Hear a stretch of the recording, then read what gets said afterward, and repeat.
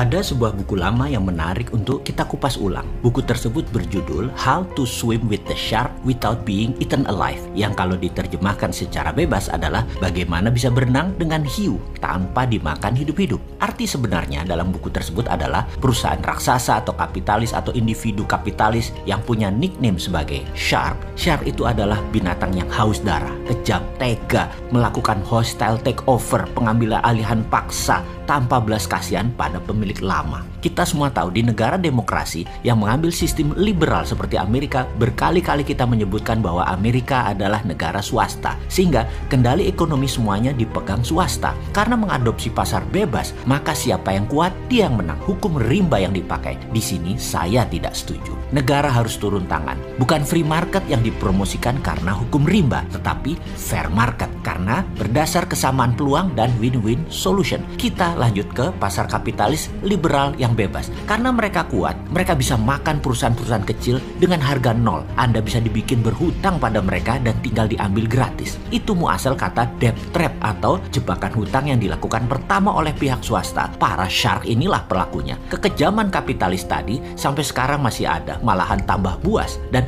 itulah business as usual dari para shark tersebut. Mereka berbungkus venture capital, berbungkus giant multinational company, private investor, hedge fund, dan banyak lagi nama mereka biar mereka terlihat baik, seksi, dan mitra terpercaya. Sebelum kita lanjut tentang pelajaran How to Swim with the Shark Without Being Eaten Alive, sebaiknya saya minta izin untuk sedikit lompat. Nanti kita balik ke topik di awal. Shark di dunia korporasi di negara barat sudah kelihatan. Maka ada buku yang sedang saya kerjakan di mana memerlukan waktu lama karena penelitiannya panjang, mengagumkan politik, bernegara, dan ekonomi makro-mikro. Judul buku ini sudah saya sebutkan berkali-kali. Buku ini adalah buku ketiga trilogi serial geopolitik dan geoekonomi yang nanti akan berjudul Redraw Maps. Dengan tagline kecil di bawahnya adalah Mari Bung Rebut Kembali. Dan ada second tagline, yaitu bagaimana berenang dengan Amerika dan Tiongkok tanpa Indonesia dimakan hidup-hidup. Agak nyeleneh judulnya, karena saya menganggap Indonesia saat ini sudah dimakan hidup-hidup oleh keduanya selama 7 presiden.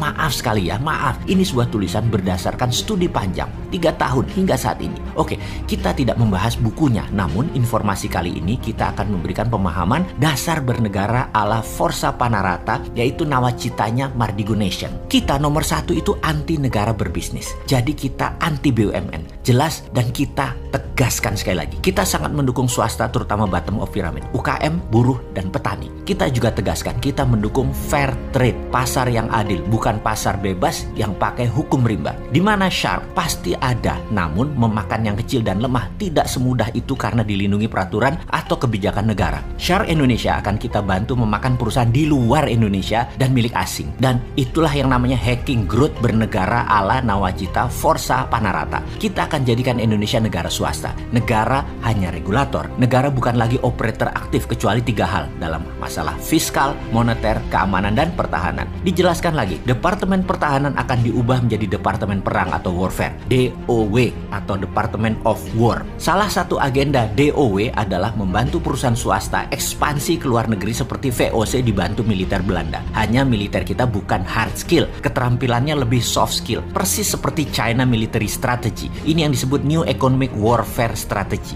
Dengan New Economic Warfare Strategy China tadi, bahkan negara lain diinvasi saja rakyat setempat plus pejabatnya serasa sedang dibantu, diperkaya, padahal harta mereka sedang dikeduk. Itulah military soft power yang saat ini diperlakukan oleh China.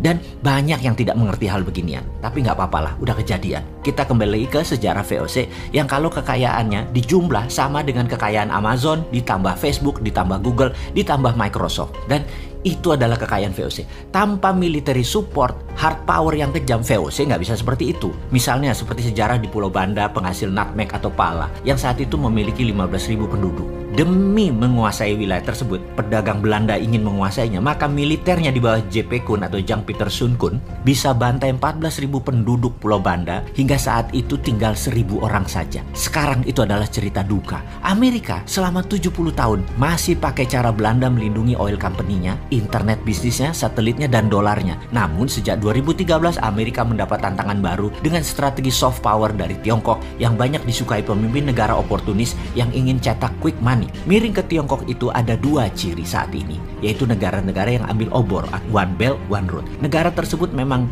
ambil Tiongkok sebagai bohir dan sponsor kekuasaan, atau negara tersebut lemah foreign policy-nya sehingga keduanya adalah termakan soft power military strategi menggunakan economic approach. Sahabat, mulai kebayangkan gambaran ke depan apa yang harus kita benahi dari cara kita bernegara. Kita harus menyempurnakan, kita harus pinteri pengusaha, politikus, dan penguasa saat ini. Setuju kan?